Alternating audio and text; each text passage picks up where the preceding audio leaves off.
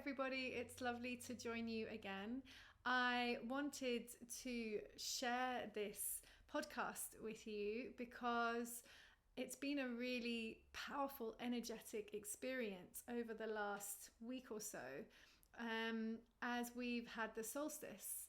And even though the 2 weeks up to the solstice and the 2 weeks post the solstice are all still very charged, the epicenter, the climax of that experience is always on or directly around that day. And and there was a lot that came up around it. Particularly, I observed around the expectations that we have for ourselves and whether or not we have met those expectations and our feelings around that. And so I wanted to talk today about the concept of winning and failing and how that plays out from our shadow side, our shadow aspects, and my perspective on shadow aspects and the process that I go through and take the clients or the people that I mentor through in order to integrate the shadow aspect, because it is only through deep, powerful acceptance of every aspect of who we are that we can really experience a sense of freedom and ease, actually. And both those things are obviously so important. So I wanted to basically start off by discussing some of the things that came up with this solstice recently. I received phone calls from clients who were in the midst of going through really challenging mental health experiences. And, it was a really amazing thing to observe, because when you start to perceive life from a soul level, I suppose, from a place that appreciates the multidimensionality of things, you are able to perceive situations very differently. And what I mean by that is, for some people, they were breaking up with people and they were trying to get over that experience and they were really in it.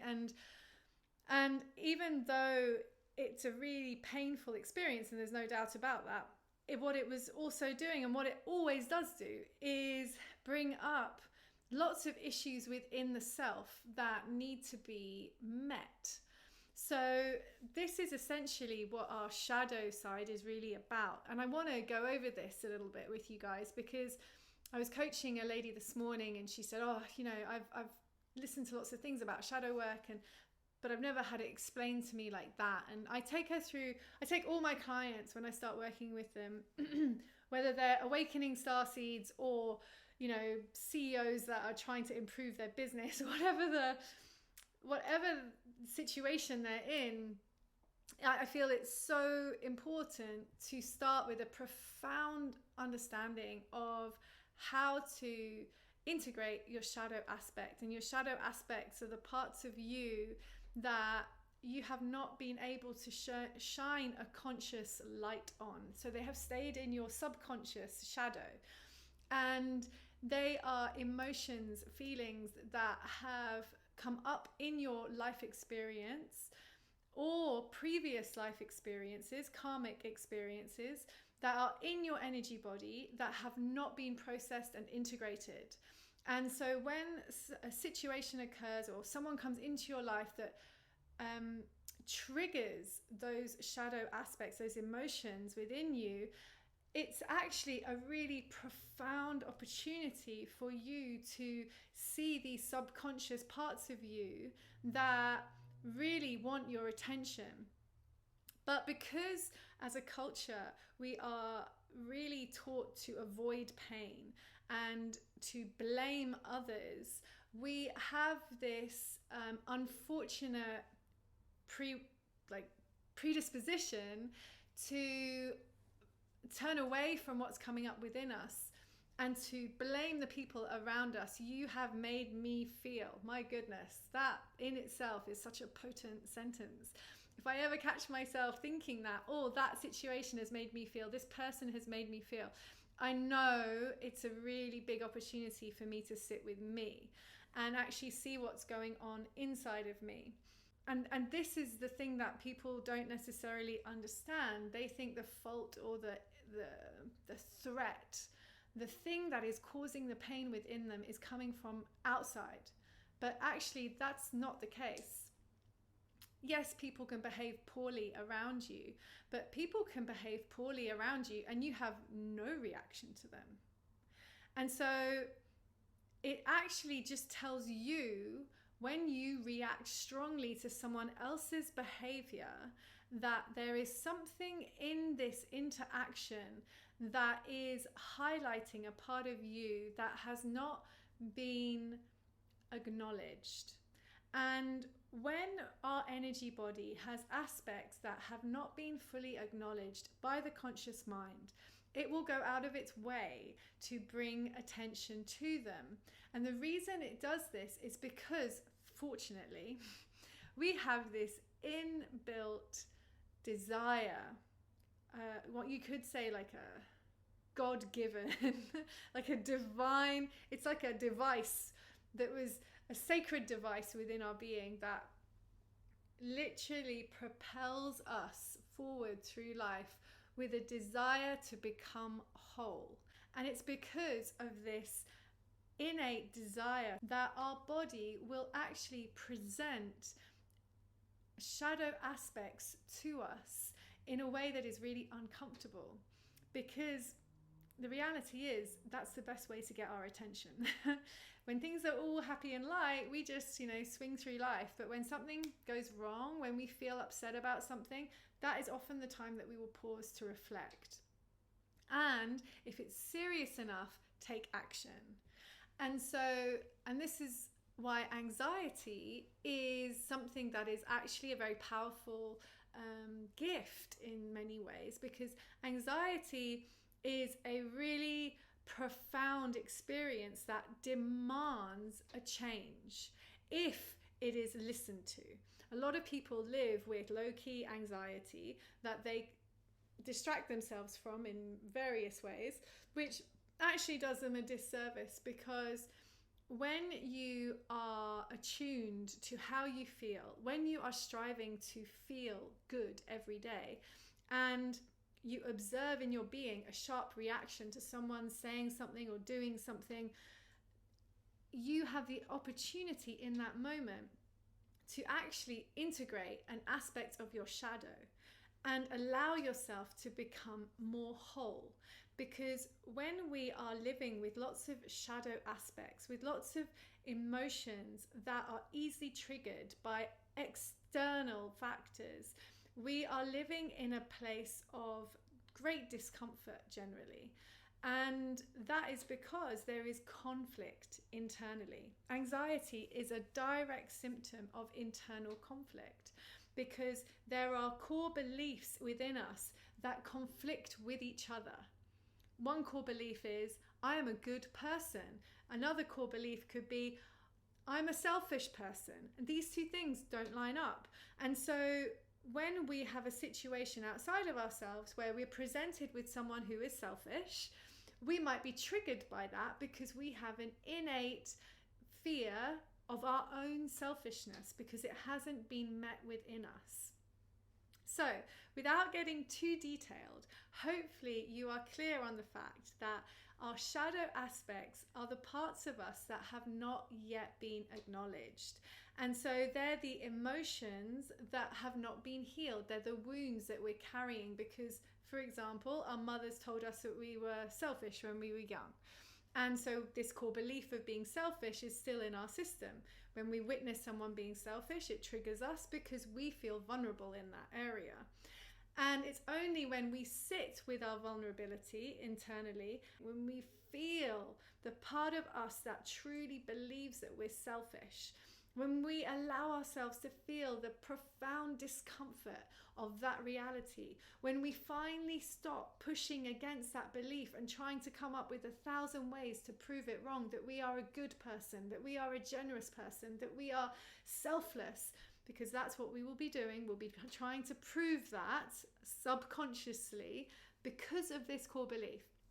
But when we sit with the reality of this core belief, when we allow it to be fully felt, fully acknowledged, we integrate it. And then that energy is no longer sitting there tight, constricted and blocking. It has transformed, it has returned and expanded back into its natural state of flow. We have returned to a better state of wholeness. There is not a part of us that is resisting our natural flow. It has integrated back into our being. So this solstice recently brought up, triggered, created experiences in our reality that saw us observe parts of ourselves that we have not yet acknowledged, have not yet integrated. What a powerful gift that was. And one of these aspects that I really want to talk about today is this concept of failing and this need to win, because this came up with a few clients, and it's something that I've had to move through in my experience, and so I totally appreciate it.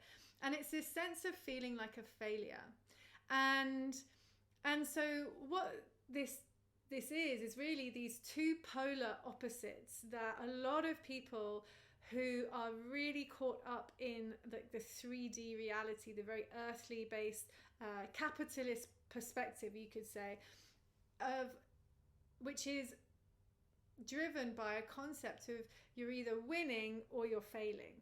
And if you're not winning, then you must be failing. And there doesn't seem to be much middle ground. And the reality is that what this construct is about is this sort of series of milestones that our culture feels we must live up to. And in that, what happens is there is a lot of disenfranchisement within each of us as individuals, because if we're not living up to this series of milestones, we feel like we are failing. Equally, we can spend our entire lives focused on striving to maintain these milestones. So you're either in the winning game, in which case it's just hard bloody work, or you don't feel like you're in the winning game and you're failing, and that's hard bloody work too.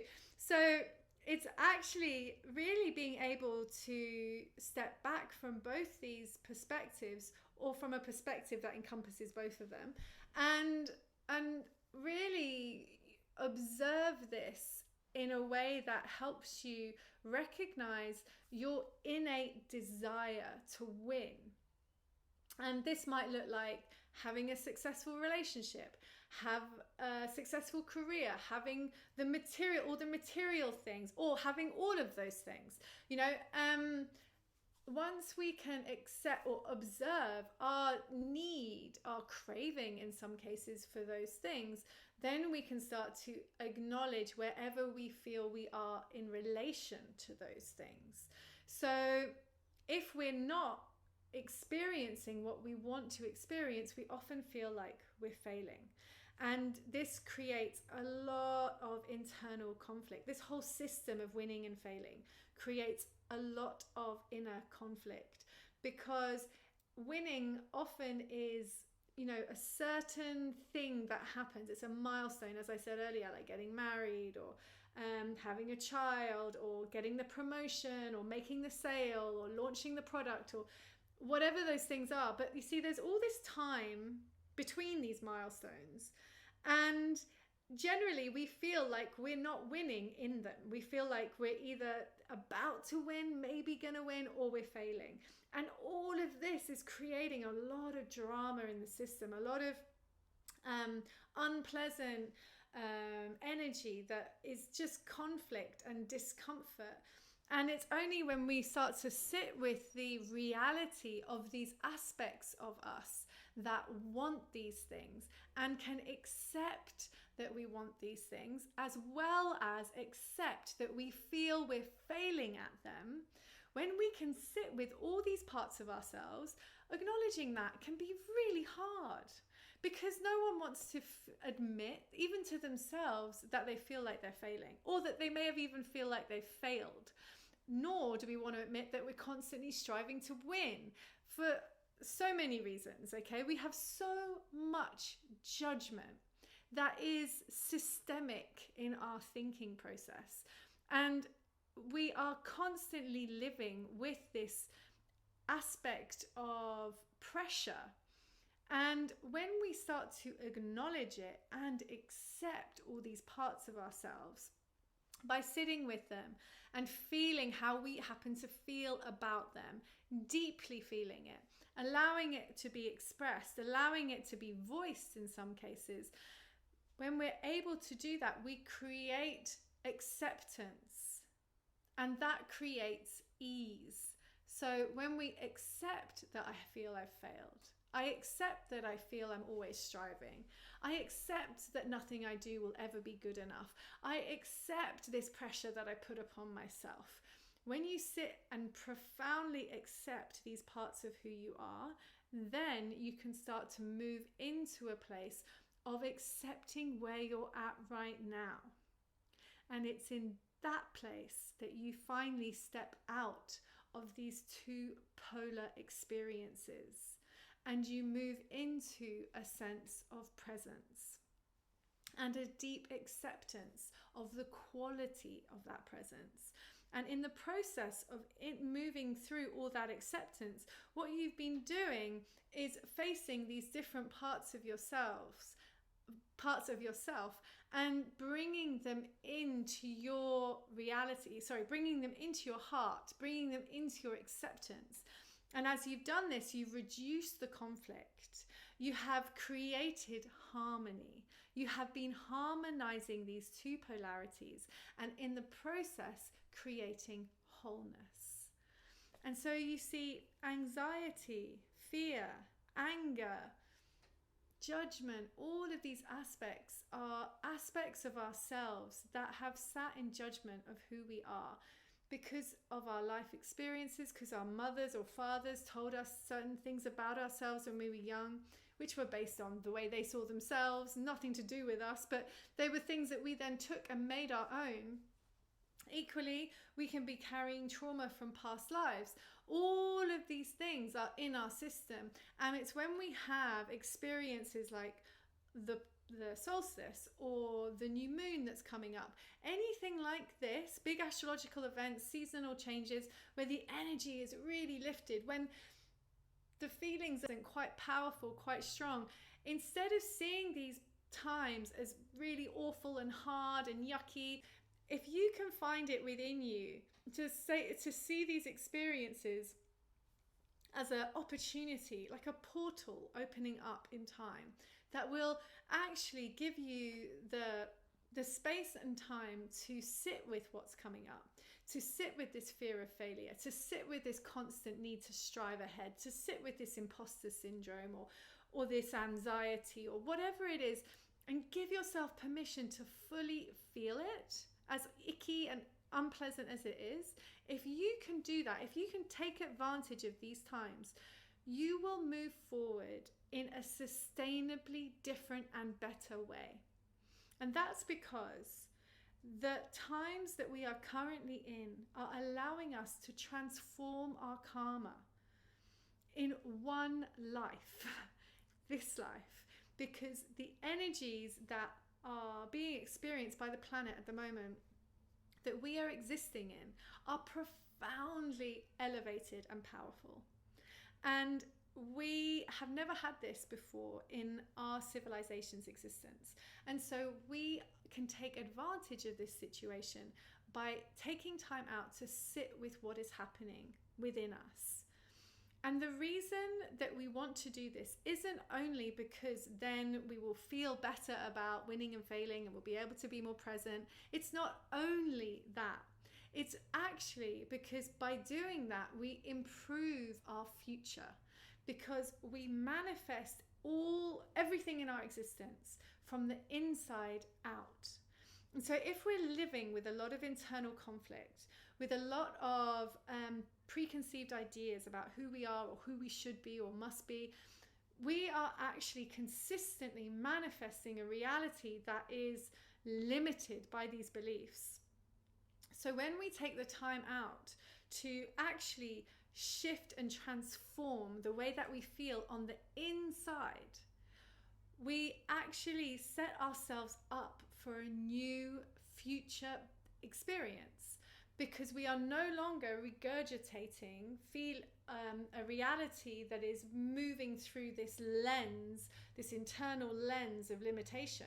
We are now creating a reality that is moving through an internal picture which is much more supportive, much more holistic, much more compassionate and accepting and empowering and encouraging, because we've taken the time to sit with all these broken parts of ourselves and unconditionally love, accept them and bring them home. And in that process of transformation, we have set ourselves up for an incredibly powerful future. How exciting.